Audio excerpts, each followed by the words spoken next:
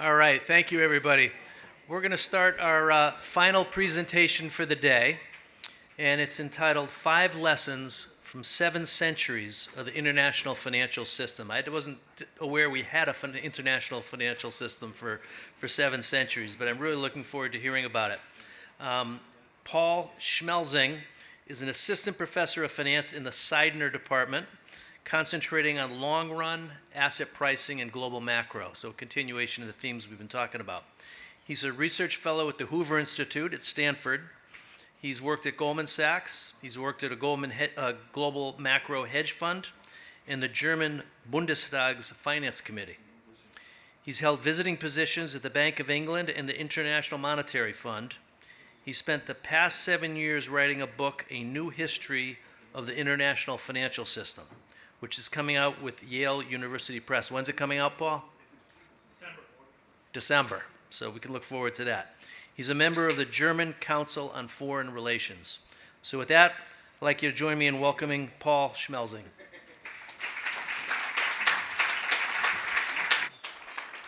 Thanks so much. Thanks so much, Dan, and thanks so much, Andy, and the whole team that is involved in the organization today. And everybody had something great to say about Andy, but let me add to that, this whole book project, which has been going on for 7 years now, it could not have been written without the support of the whole department and Andy and Ronnie and all the patience that you need to finish something like that. Since my first day at BC, every time I bump into Andy, he's asking, when's the book coming out? When's the book coming out? And if the book was out, everybody would have one on their table. Right. But as it is, you've got to buy your own now, because you didn't get it written in time. No, I heard there's a big budget position in the BC Carroll school to buy. Right. Great. So this talk, an alternative title would be Welcome to the Morbid Part of Finance. 93% of investors that ever lived, well, they're dead, right? And so the whole approach of financial history, you could say, is really to ask, what can the 7% alive today, what can they learn from the other 93%? And so my daily job is to look at sources like this one, and I'd like to think that my job is still relatively AI-proof, because if you give that contract to ChatGPT or so and ask it to decipher that, it's having a lot of troubles. So we are looking at a debt contract from the year 1546 between the Fugger Bank and the English Crown. And they are transacting in short maturity debt in Flemish currency at a particular interest rate, at a 12% annualized interest rate, if you want to be precise. And the whole contract is secured by assets by the Corporation of London as well as Crown land. And these two things will be important for the rest of the talk, as well as the year, the fact that it's 1546. I'm going to argue that this contract was finalized, was written at the cusp of perhaps the most important moment in the international financial system over the last 700 years. And most people, haven't heard about that time in finance for sure, but it's more important than the 1980s. It's more important than the 2008 crisis or 1914 World War I. So let's unpack that perhaps a little more. So what is this 7% of all investors look like today? It's an incredibly peculiar bunch, I would say, because the typical investor of today is 54 years of age.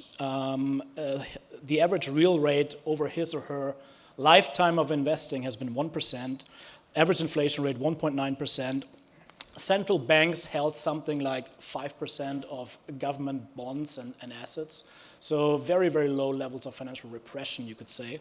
And the world has gotten, working hours have declined, just a couple of minutes every other year, but it adds up into almost 80 hours less per year compared to the start of his investing life. There have been 0 wars or invasions between rich economies against each other, basically. We heard something about geopolitics earlier today, and we look at it, the very long run horizon in a second. And then one of the big stories is really the rise of China also. We heard about that, adding 0.5% or so of global GDP every single year over the span of, and so it's an incredibly important theme as also we've heard. Now, how does that compare to the median, the typical investor over history? So actually, 1/3 of the time, he's trying to make sense of deflation in the world. You know, it's an incredibly volatile price environment out there, but deflation is a thing all the time, basically. And that obviously conditions you in a very particular way when it comes to debt and these kind of transactions. 91% of his time, there's one or another war going on between rich economies, one way or another. Not necessarily his own country, but neighboring countries and all that. 91% of the time. Let that sink in. And there's a 37%, if you want to be precise, 37% chance of dying a violent death over a 20-year horizon, okay? And I'm not talking about life expectancy at birth, but just a random event hitting you within a 20-year horizon, being stabbed on the street or being in a feud, being killed by your neighbor in a battle, these types of events, that conditions you in a pretty fundamental way when it comes to investing. And then China has continuously been, for the typical investor over history, since the start of the international financial system, the biggest aggregate economy in the world. But as we'll see, there's perhaps a difference between just size and really economic influence and power. There's more than just size. Okay, good. Now, that contrast between the 7% and the 93% might be more topical than ever as we sit here in 2026, because we have all of these narratives out there of not just academics, but really decision makers talking about this new regime that we're supposedly into, right? The ECB head, Christine Lagarde, calls it, we're in this new era of shifts and breaks. Adam Tooze, a famous historian, calls it the age of the polycrisis, okay? We don't know what's hitting us every other day. And then in the White House, they call it the reversal of the end of history. So the reversal of Francis Fukuyama, essentially. But I will argue that statements like these that you see all the time these days are rather meaningless if they don't come with better long-run context, okay, of this supposed new age of shifts and breaks. Because without long-run context, it's incredibly hard to distinguish the noise from the true breaks, okay? And so part of this whole exercise today is trying to distinguish the permanent factors in the long-run context from the more transitory ones, and trying to see which of these statements really has legs in the long-run context. But this entire book project, it originally started during my PhD when the buzz was all about secular stagnation and this weird, this is the 10-year real treasury yield, when we were below zero, right? And everybody was trying to figure out how on earth we got to negative interest rates in the world. And that was the first sort of narrative out there that claimed we were in this new, unusual, inexplicable regime in financial markets that we just couldn't make sense of. And for the first time in a millennium or so, we saw something never seen before, negative interest rates. And then we shifted gears over the past couple of years, and now we're in this higher for longer narrative that supposedly, we'll be in this extended period of high interest rates, high inflation, and geopolitical risk. And so, again, this is what got me started on this entire project in many ways, because I always felt, as a financial historian, extremely uncomfortable just looking at a chart like this and making these grandiose statements that we are in this new secular environment. What is true for interest rates is true for many, many variables in finance, that for the longest time, we just didn't have a very good idea about the data itself in the first place. We didn't have the actual empirics, the reconstruction, to back up any of these statements. And so the book goes to great length, some rather nerdy chapters in there, really trying to reconstruct term structures, trying to reconstruct short maturity rates, long maturity rates, and all that associated financial activity. Because the situation with interest rates was more like this for the longest period of time, we were splicing together time series, commercial paper rates with T-bills and from different sources and in an extremely chaotic way, okay? And this is one of the better time series out there that was the longest we had for the longest period of time, okay? And on this basis, it is incredibly hard to distinguish, if you want to call it random walks, just chaotic behavior in these fundamental financial variables from true structural trends that are going on, okay? This is what I ended up with doing for interest rates, for long maturity interest rates. Suddenly, this random walk type of chaotic world in rates, I would argue, suddenly we see a lot more structure, perhaps, and it makes it way more convincing to distinguish the noise, the random walks from really trends, okay? And then you can, for the first time, you can do the fancier statistical exercises and econometrics and really distinguish, okay, when are the real shifts and breaks occurring over this very long run period of time? When do we have real moments where the end of history is reversed, if you will? We need the data first. And so the book spends a lot of time actually providing you the data for the first time, right? And then you can argue about from various different ways, but at least we have a basis to argue with. Okay, so that's the idea. Now, as you can see, it should be visible to the eye without any fancy tests, but this is a downward trending series by and large. Okay, there's a lot of noise around the trend line perhaps, but interest rates, for one, they have been on a downward trend essentially. So if you look closely, this chart starts in the 14th century, right? So interest rates, I argued in my dissertation, they have been actually on a multi-century, an incredible 700-year downward trend, okay? So this whole secular stagnation narrative, that something unusual happened during the 1980s, that we no longer innovate, or it's demographics or whatever it is, but something big happened in the 1980s that explains this great moderation phase and the whole negative interest world. I found that on this new basis, I try to argue, well, that's just not convincing, okay? If interest rates have been downward trending for more like 700 years rather than 40 years, maybe something different is going on after all. But what is true for interest rates is really true for other financial variables. And this is how it looks like for real interest rates, if you inflation adjusted. So the book reconstructs inflation trends across the world for 7 centuries as well. Inflation is upward sloping, while nominal rates are downward sloping. But nominal rates over time, they don't compensate you very well for this upward slope. And so we end up with a pretty strong downward trend in global real rates. Across countries, across different maturities, issuers, it's always the same story, basically. And so, in that sense, you could say, if you want to think about a punchline, you could basically say that an investor in, say, the year 1700 or so, right, when the Bank of England came into existence, when the Brits executed their kings and this kind of stuff, an investor at that point in time, having access to the past 250 years of data, say, okay, he could have predicted in that year the arrival of negative interest rates in the early 21st century, okay?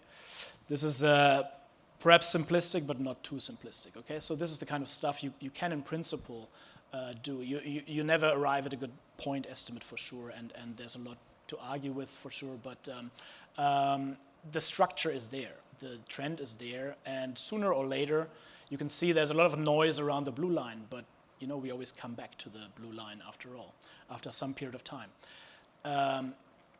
If that period of time is more like 50 years until we're back to the blue line, then it doesn't matter for anybody in this room, right? If that adjustment speed is incredibly slow, then this is more of a nice anecdote to have, maybe. But the point is, the adjustment speed, you can measure that, is more between 5 and 10 years on average. So the so-called half-life, the time it takes to go back to the line. So that's the first pretty striking result, I would say, and that makes that exact line, it makes it pretty relevant, I would argue, for pretty much anybody in the room. Whether you're in equities or fixed income, this will influence your returns at the end of the day. This type of adjustment speed. But then, let me tell you at least a little bit about these fancy exercises. You can do so-called structural break tests. I mean, when are the real regime shifts here, right? When are the eras of shifts and breaks and Christine Lagarde's in the international financial system, essentially, right? This is the benchmark series for capital markets themselves. And so I tested a lot of the usual suspects in 1980s, the World War II, 1914, etc. You can test a lot of these big narratives out there. The only two points in time that survive these kind of exercises are the Black Death, 1348 or so. You really have to go back a long time. That was an epic era of shifts and breaks for sure. And then it's 1557, right? So that's 1557. That second one is pretty close to the debt contract I showed you just a few minutes, right? Something major happened around that time in the international financial system. So let's unpack that a little more. 1557 was the moment when the current trend line in the cost of capital, in that sense, was established. And we are still, as of 2026, we are on that exact trend line, if you want to frame it that way, okay? This is the last time we can identify a big structural break in the cost of capital.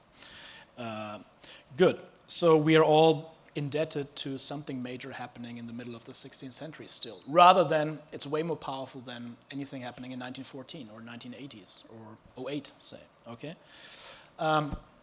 So what is going on? I mean, there are a couple of things going on. You have to buy the book, of course, to get the real punchlines, but a couple of things are notable. I mean, I mentioned the 37% chance of just dying a violent death, right? So nowadays, this is from a great guy at LSE in London. All he does is reconstruct the homicide rates and how likely you are to get stabbed on the street and at different points in time. And this dark black line shows exactly that, right? So the chance for a typical investor, elite investors who account for most of financial transactions, to die a violent death, okay? And the interesting thing is that prior to 1557, this was extremely elevated, okay? So extremely high chance to die a random death, irrespective of any life expectancy, okay? But then it comes down sharply around the early 16th century, okay? And we are almost at modern levels of so this whole Pinker story of the better angels of our nature starts kicking in, etc. But it correlates, interestingly, pretty nicely with something big happening in interest rates, okay?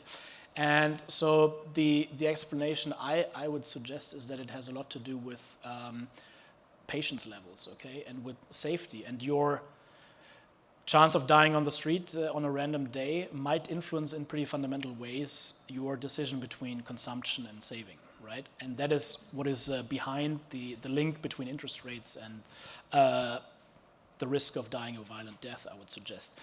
Our patience levels, we can measure this in other ways, how much endowments somebody leaves for his offspring, and that shows a major reversal around that point in time. People feel safe, people feel optimistic about the long-run future in their lives suddenly, okay? What happens, I mean, the feud is banned, okay, at that point in time.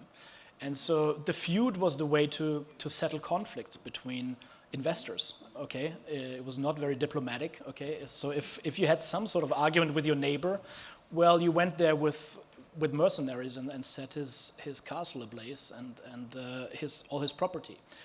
This is showing up in these elevated rates. The feud is banned in the early 16th century. This is exactly when we see a sharp first major decline in the cost of capital. Patience. People decide to save over consumption because they can be much surer to actually be able to draw on that in a couple of years, right? So this is a major shift. In that sense, I like the Rich Bernstein, his reference to patience. There's something major going on playing out when it comes to patience. Here we come to the other striking thing that makes the current investors so, in some ways, unprepared for what might come next. Okay, so Nick Burns mentioned it this morning that markets have a really tough time digesting this new geopolitical risk. Okay, that is out there. The median investor, since the start of the international financial system, like I said, 91% of his investment life was wars going on all the time. And there, these columns in the background, this is just rich economies fighting it out with each other every single year, essentially. But what has happened since 1945 is, in that sense, incredibly remarkable. You see this chart goes back all the way to 1495. We barely have a 3 or 4 year period without these wars. Interest rates react pretty sharply to any of these geopolitical escalations, time and again. But in a way, you could also say the market is kind of shrugging off geopolitics over the very, very long run, right, in the secular space. Because this black line, the interest rate, keeps coming down, right? Keeps coming down through the 30 Years' War, keeps coming down through the Napoleonic Wars. It always resets at a lower level. So geopolitical risk is real, and it has major patterns in asset markets that we can now measure from the ground up. That's what I'm trying to do in the book for the first time. But it always resets at a lower level compared to pre-crisis, prior to conflict. And so something more fundamental must be going on than just, if you will, geopolitical risk. And this era since 1945, to give you a good anecdote, has been the longest period of peace between rich nations since the year 1270. Okay, in 1270, the Italian city-states, Genoa, Florence, Venice, they fought a pretty nasty war with each other. It left them pretty traumatized, and they entered a long period of peace. Okay. But this most recent one, since 1945, is the longest such period since then. So no wonder that markets are pretty ill-prepared to this new wave of geopolitical risk. But we can tease it out in great detail in the book. And in terms of the y-axis here, look, it's measuring the number of deaths per million population in these rich economies, okay, including, you know, the US enters the sample in the 1800s and late 1700s, in fact. Your average rate there is something like 290 people per million population are dying in a typical war, okay? Do the calculation for the US, what that would mean in a typical year for the rich economies right now. You're arriving at, if my math is right, 87,000 in a typical year, just in terms of the population to scale it up, right? So this is an immensely volatile, immensely risky environment that we're talking about, and an environment from which we can learn incredibly much going out of, arguably, this longest period of peace since 1270. Well, can I ask a question? Yeah. Go back to that last chart. I just want to understand this. I'm looking at 79 from like, so 1940, I guess that's kind of. What's that? The columns in the back. I don't see it now. It was. That's your war intensity, your war severity, if you will, in terms of battle deaths, right? Okay. Yeah. But that's from like 1979 on that chart. I'm looking at World War. It says 79. I'm reading it wrong. Yeah. What? That's interesting. The black line is interest rates, right? Okay, That's but your interest why- rate. Okay, what's happening in 79? Well, the oil shocks are happening, I guess, right? Okay, well, that's what I was trying to. Okay, the oil shocks. Right, exactly. So we also talk about commodities, but again, so this peace dividend that we kind of received in 1945, this incredible peace dividend. How did we use that peace dividend? And so Europe gets a lot of is being trashed on quite a bit these days for just relying on the US and its whole peace dividend, but it's been happening across all advanced economies. This is for the US and Europe. It's the welfare spending relative to GDP since the early 20th century, right? Since that new era of peace, arguably, we went on this incredible, almost exponential trend of spending more and more and more money in welfare and redistribution activities, right? That has been completely absent from the long-run international financial system, where this was close to zero for 600 years. And this is one of the elements that I'm arguing is likely not to be one of these permanent factors. It's likely one of these transitory factors. It's finally coming to an end because everything points to the fact that it is governments themselves that have become overstretched as of the early 21st century. It's not just the US, it's more broadly governments themselves have overextended themselves in a unique way over the 600-year, 700-year context, okay? And that part is reversing as we speak. Since 1557, you could say, governments have been on an incredible bull run, okay? The decline in rates, the ability to wage war, the ability to finance both war and other expenses. But as we enter the 21st century, we are seeing the first signs of really a more fundamental reversal from that 500-year bull run in governments themselves. Cracks are appearing everywhere, essentially. Because we haven't really done a good job spending that peace dividend in pretty smart ways. And just this whole redistribution welfare exercise is one example, but not the only one. So the other remarkable thing is that we have used a lot of this peace dividend to just cut back on work, essentially, right? And on just the intensity of work.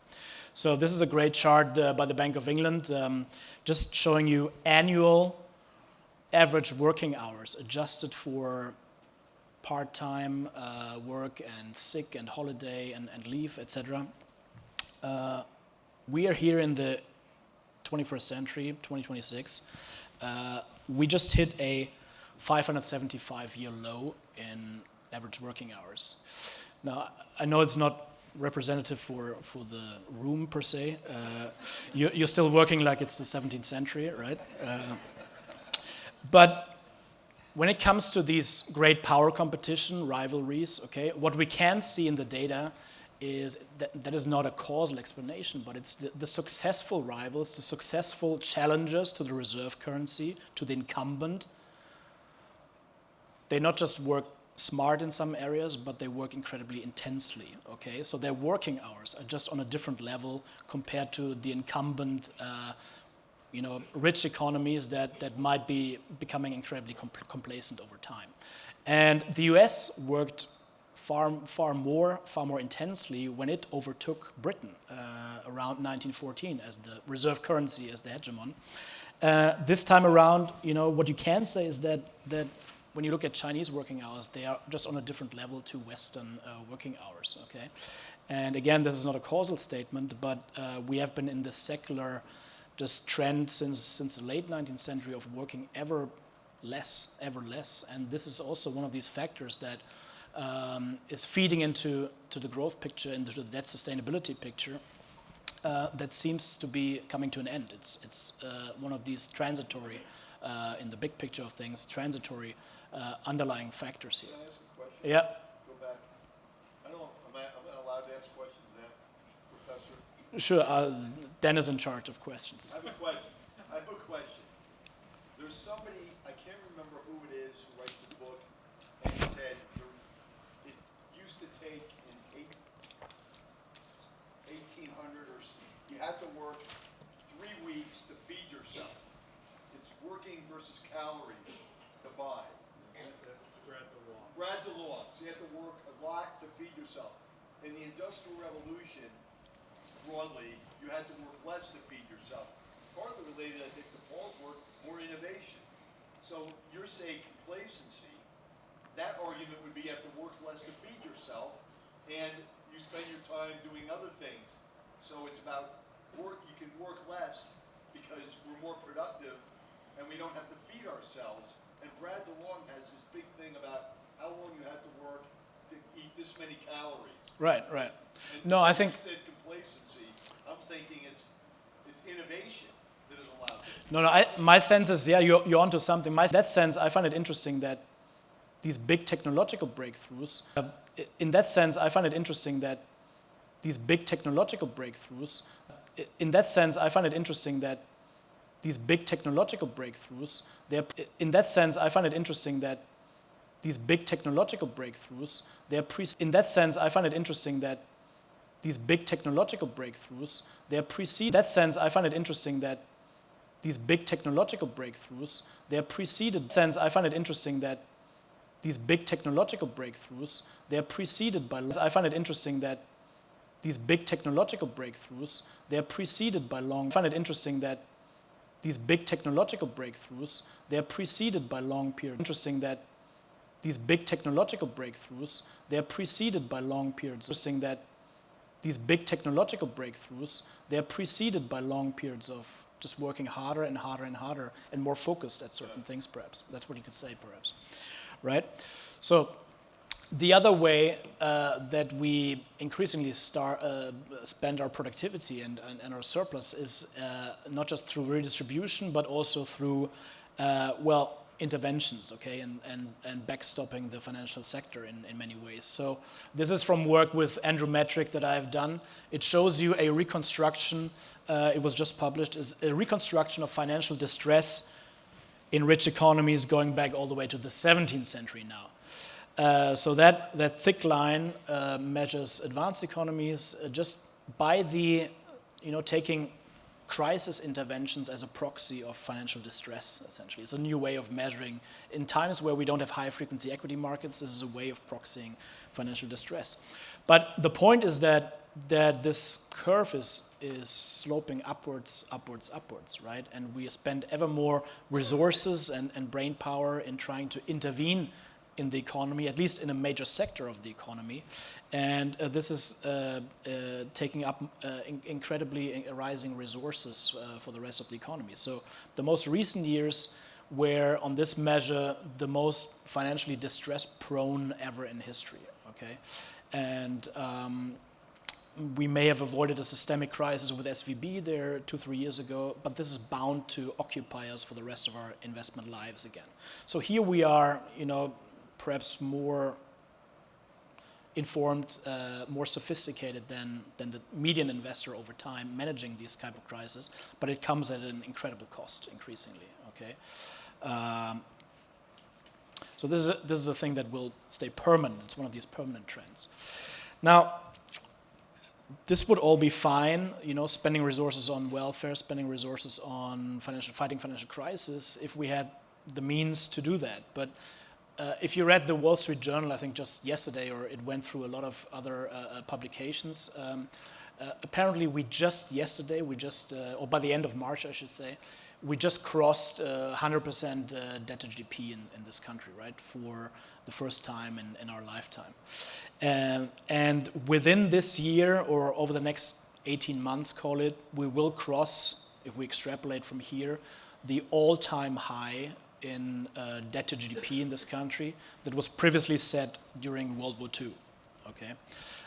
These two charts are from the CBO. The CBO these days likes to put out 30-year projections in terms of debt sustainability, in terms of the debt to GDP, and it is basically saying that before long, by the year 2055, if we just extrapolate from here, assuming no radical adjustments to revenues, expenditure sides, etc., we are ending up at somewhere like 180% debt to GDP, This is almost like twice the World War II type of levels that were the all-time previous record. So this is extremely concerning against the backdrop of just not spending the available resources in a particularly smart way, arguably, okay?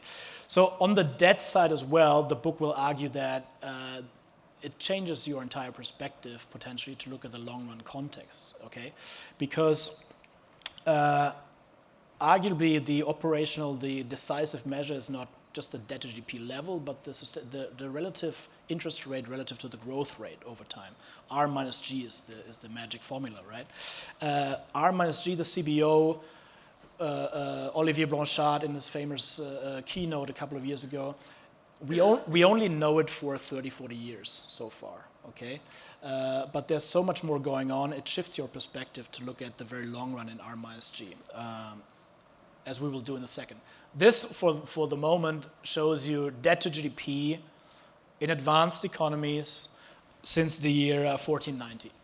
Okay, this is the first approximation of the exact comparable way of accounting. There's no statistical agency in the 15th century that puts out CBO-like projections, but this is the best we can do for the moment, I argue. It's not just the US, it's advanced economies as a whole that are by now on a completely unsustainable debt trajectory.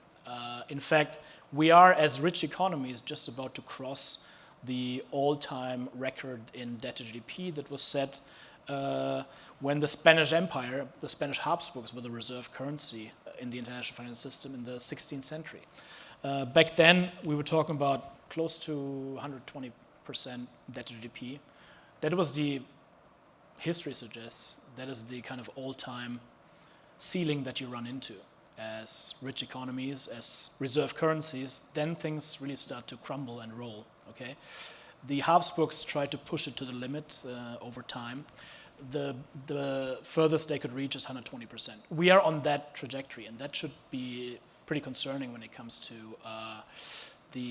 just the resource availability as governments. So this is one way why I say that it's governments per se that are increasingly overstretched and are, it's an incredibly overvalued trade, you could say, for the last, by now, for the last 400 years or so, because we're about to cross that. Now, I mentioned R minus G, so for years, at least in the research community, there's been major debate in global macro.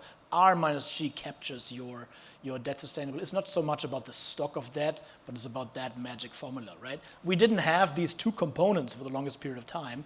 The book says we can do that now for way longer periods of time. Look at that. So this is R minus G for rich economies, including the US, going back all the way to the 1500s, okay?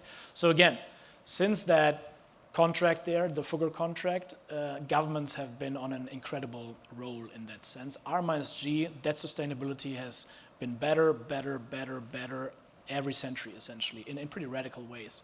Most recently, we even hit negative levels. And just on the face of it, I mean, this thing seems downward trending, right? And this, I mean, if anything, this suggests that we're in this Goldilocks dynamic in this scenario where we can afford anything. The debt will pay for itself, perhaps, as Blanchard put it, right?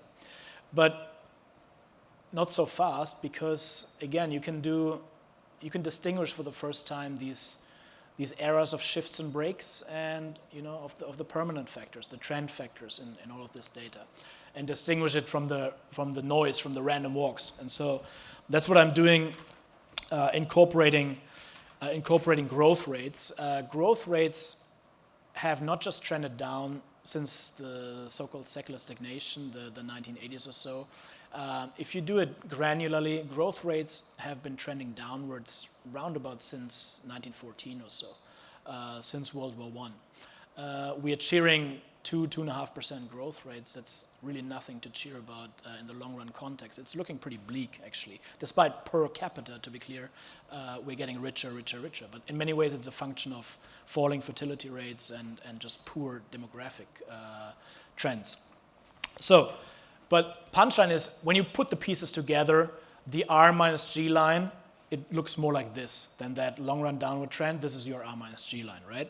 So this starts in the 1930s when we have the last big structural break, this big era of shifts and breaks, interwar period. This is when we should start the trend line. And lo and behold, this no longer slopes downwards. No, unfortunately, it slopes upwards this time, right? And all of this volatility around world wars and the oil shocks and everything has obscured to a big extent the fact that this thing is upward sloping. It just takes big leaps ups and down. And when it was down for the most recent time, Olivier Blanchard and many people said we can just go all in COVID and fund these major fiscal deficits. But that was a bad idea in that bigger picture context, okay? Debt sustainability is decreasing, not increasing. And so I would say, look, the median investor in history was also pretty used to getting expropriated randomly by its government through all sorts of means. Governments and monarchs, they were extremely creative when it comes to that. Forced loans and throwing you into the tower if you're too insistent on repayment, and you have the whole menu, really. But what has also been around for the longest time is proto-central banks and quasi-central banks, okay? The Bank of England is a very, very old institution, but they're even older ones. So what they have been doing time and again during crisis is buying up assets in markets, including government bonds, debt monetization, essentially. And this is making a comeback, and most recently we are in the midst of this monetary policy debate, what we should do with these excessive stocks of debt on the Fed's balance sheet and elsewhere. My prediction would be that we should better get used to this new normal in terms of financial repression. The days of the 1950s, 60s, 70s of having this extreme institutional independence and quality in many ways, this seems to be the outlier, not the fact that we are back into this financial repression mode with interventions, with extremely high balance sheet and with other forms of financial repression like negative real interest rates, for instance, right? The post-45, just like in geopolitical terms, the post-45 absence of financial repression is the true outlier in the long-run context, not the resurgence, the comeback of financial repression. So in that sense, you better get used to all sorts of new creative forms of financial repression in the coming years. Good. I close with that fifth theme, actually, which is to say, this is showing you China's share of global GDP for 700 years. So we can now, there's a guy in Hong Kong and Britain, they're collaborating to create these great new granular Chinese GDP series, right? And we now see that, I mean, this most recent growth in China, again, the 20th century was the outlier, not anything that happened since the 1980s or so. China is reverting back to the historical mean in terms of its aggregate share of global GDP, its size on the global stage. And so absolutely we should expect, based on the long-run context, we should expect that to intensify. And if we extrapolate, they will, by the year 2039, by the mid-2030s, they will be back at their long-run 700-year average share of global GDP over time, okay? So the 20th century was the outlier, I want to emphasize, on so many of these long-run financial measures. It's not the ongoing, arguably the ongoing reversion back to the mean, okay? That's not the surprising part. It's the 20th century that's the outlier in so many ways. But I also want to close on an optimistic note like Nick Burns and maybe say that, well, here the other line, the red line, is your share of global GDP for the reserve currency. So before the US, it was Britain. Before Britain, it was Holland. Before Holland, it was the Spanish Habsburgs and then the Italian city-states. They issued the currency of choice, the debt denomination of choice around the world. We can measure that. And it kind of suggests that, you know, for the longest period of time, these reserve currencies, I mean, they were tiny on the world stage, and just in terms of aggregate size, okay? So it must have been something else that made them so attractive, that made them so credible for investors, for the international financial system, that they wanted to denominate, that they wanted to own this asset during crisis, time and again. So it's true that this current, for Western, for rich economies, they are shrinking in terms of aggregate size pretty dramatically. It's the fastest reversion also here of this 20th century bump that we've seen. This is incredible by itself. But it also suggests that we shouldn't perhaps be too gloomy about this process in the first place, because aggregate size, you know, we're simply reverting back to the situation where China has always been the biggest aggregate economy, but nevertheless, it was never a reserve currency. It was always these in relative terms, these tiny Western economies that apparently there's something else you need, whether it's ideas, whether it's institutional quality, whether it's other factors that I'm going to talk about. But we shouldn't per se be concerned perhaps about this story of China in this sense. I want to close with what does it all mean for your investment environment? Here, I think, is one way of just capturing a lot of what I just said. It shows you the spread between private yields across a number of asset classes that I reconstruct relative to the government bond yields, the standard benchmark government returns that we can measure over these long periods of time. So when that contract we started with was written around 1546 or so, we see the first big inflection, okay? For the first time, that number turns positive, which means governments are earning you could say, safety premium or whatever you want to call it.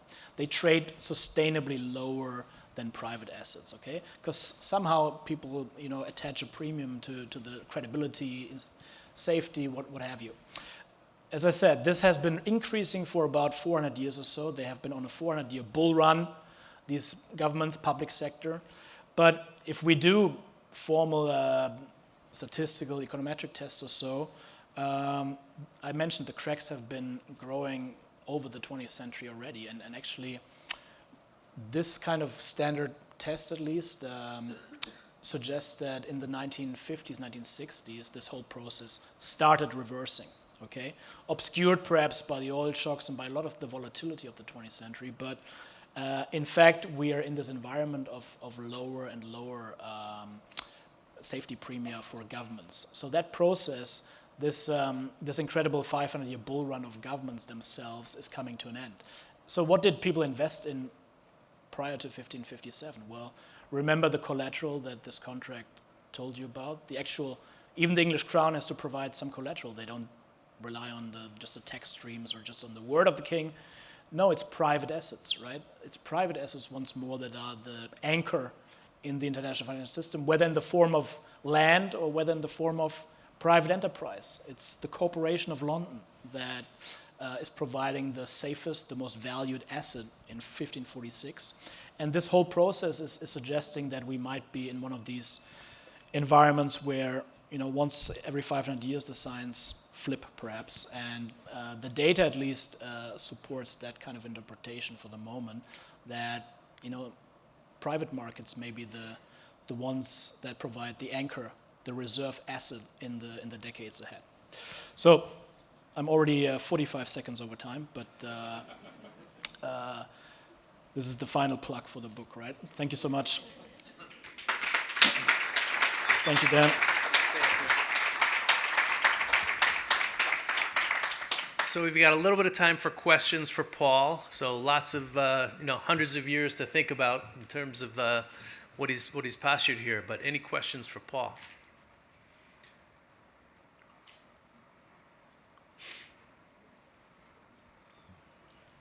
That was a lot. Yes, the gentleman here. There's a microphone coming for you. Maybe just a technical question. When you have very dense data sets and very sparse data sets, usually very funny things happen, and I just wonder, how did you deal with that? Because I suspect the further you go back, the sparser the data sets. Right, yeah, I mean, the idea was really for all these financial variables that we saw, this is a pretty consistent, high-frequency, annual level observation, really a reconstruction, right? So there's no funny stuff going on with just interpolations, etc. Now, for some of these other series, as it was visible to the eye, like the China share of global GDP, other people have not yet come up with super annual level granular series. So these Broadberry and Lee guys for China, this is the best they provide in terms of interpolations that are going on, okay? But I'm very careful to just compare apples to apples whenever we talk about financial variables, etc., and make sure that this is not, at least on the financial side, this is not polluting the interpretation in any way. So on a broader level, I mean, of course, the book is not suggesting in any way, don't get me wrong, that the 21st century is somehow like the 14th century, okay? This is a radically different environment where all sorts of funny things happen in financial markets, okay?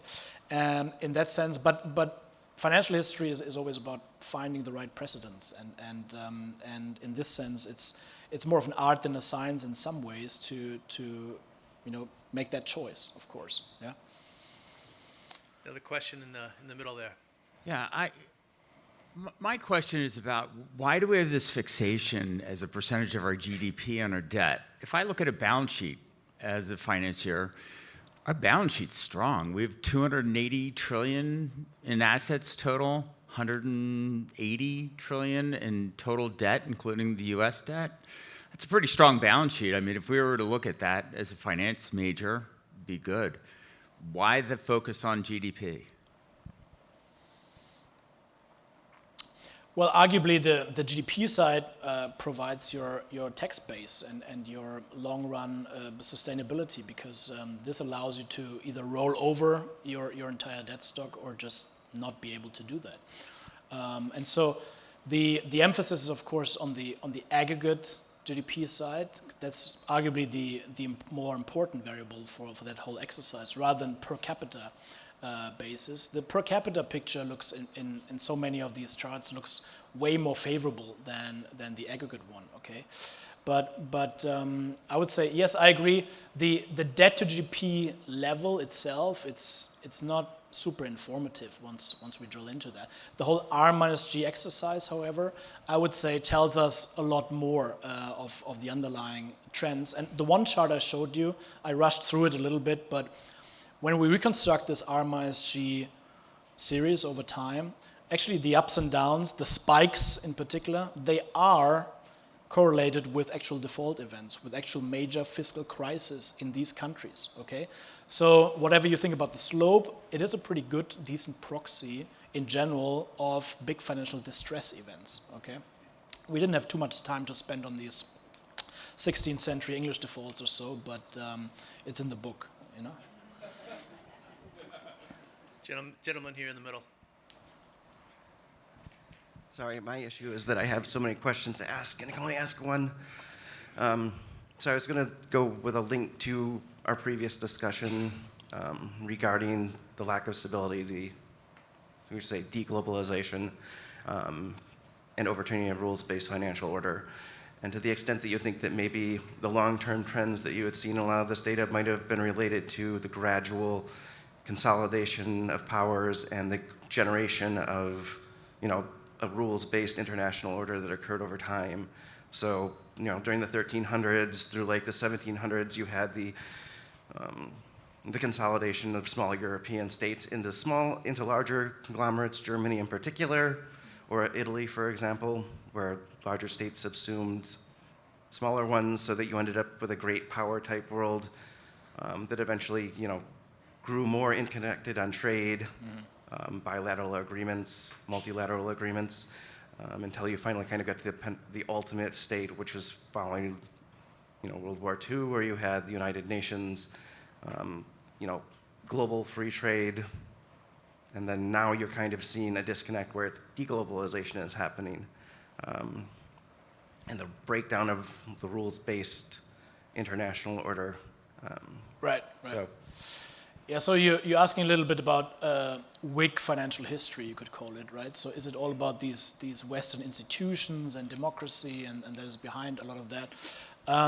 But there are some troubling patterns if you come from that school of thinking, I would say, also in the data. I mean, as I mentioned, the Spanish Habsburgs were the reserve currency of the 16th century. That's not exactly a democratic type of system. Neither is the two reserve currencies that follow them.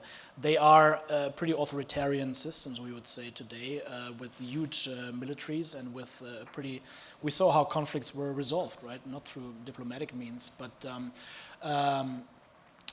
so they often issued the lowest yielding long maturity asset, while having, by our standards, extremely poor, extremely troubling type of political systems and measures of openness and democracy, etc. So this is a bit of a paradox that is not appreciated enough, perhaps. I wouldn't draw sweeping conclusions to when it comes to China or nowadays, but it is there.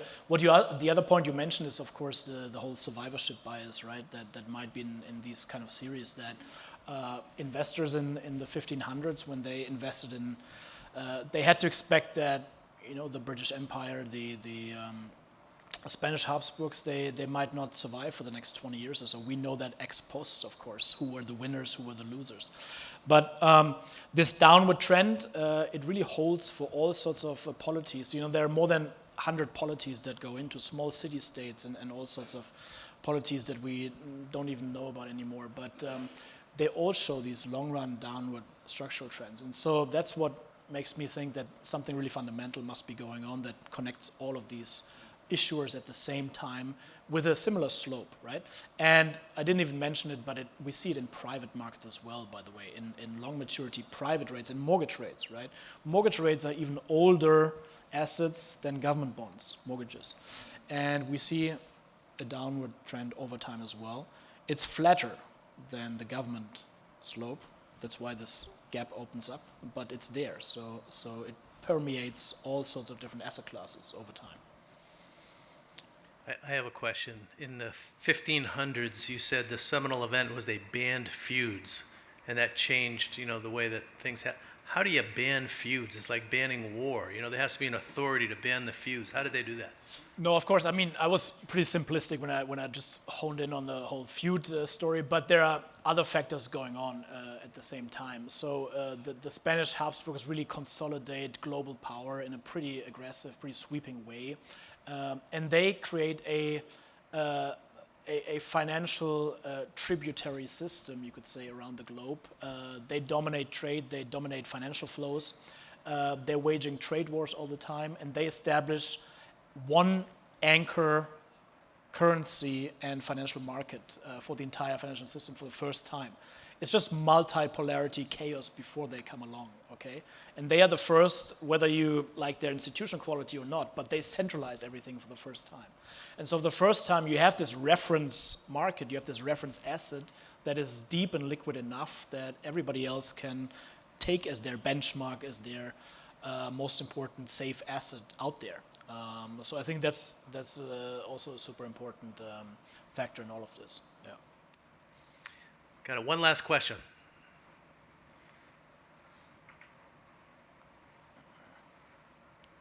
Professor Romer.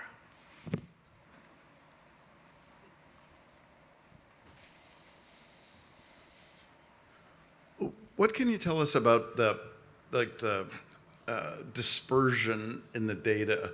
Like you're showing presumably like a mean or a median, maybe smooth somehow, but at any given year where you report a number, do you have like a bunch of sources, and do they all tend to cluster around that number that you report, or is there actually a lot of dispersion? You'd think that as markets become more integrated, the dispersion would be going down over time. And that might mean that we're a little bit less certain about the exact kind of location of the central point. But would that be a concern, or do you think that's just a minor issue in your data? Yeah, I can't go back anymore, but actually this second or third chart showed you in the background, it showed you the range, right? And the range of observations that I showed. And so yes, that's coming down sharply over time, right? The dispersion in that sense. And I mean, to be clear, you have issuers in there like the Holy Roman Empire with like 200 different dukedoms and duchies and all them issuing their own kind of debt. So it's a very, very messy, at times, investment environment, right? And it's a little bit like the EU today with all these different issuers and no common debt that accounts for a lot of the dispersion back then. But the trend is clearly downwards in terms of the range. It's shrinking dramatically over time. But for most of even these early observations, I do really have multiple observations each individual year, and there I form either an average or some sort of weighted observation. So Yeah, that is just in terms of the nerdy methodology, what we can say for the moment. But thanks for that, yeah. Paul, we look forward to reading the book when it comes out, and thank you very much. Round of applause for Paul. Thank you. Thank you. Thanks so much, Dan. Dean Boynton.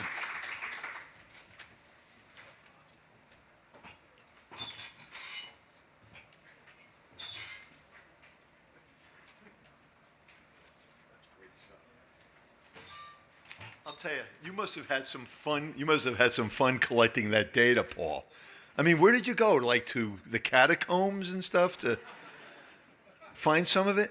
Did you go to literally? I know some people who study in like the. Did you have to do that kind of thing? I went to Abby's. Did you go to? Did you go to Abby's? The institutional investors of the day were at Abby's. Did you have to go to places like that? Oh, so you really went to Abby's and into the bowels of Europe and to get this data, huh? The Vatican Library. Okay, a lot of digging on that. That was great. Thank you, and thank you everybody for spending the day with us. We know you're busy, and you probably look at your schedule and say, "Oh, do I have enough time to go over there and do this?" We thank you that you chose to be with us, and we hope that you feel it was time well invested. You know, we're at a university, and at the end of the day, we hope you all learned a lot, as well as have a chance to meet old friends and new friends. So thank you. We hope you join us for a reception after right now, right out here in the area in the Murray Foyer, which is out here. Feel free to share us for reception, networking, saying hello and goodbye. But have a great day. Have a great spring. And, thanks again. We'll see you out here in the foyer. Great day, and thank you all.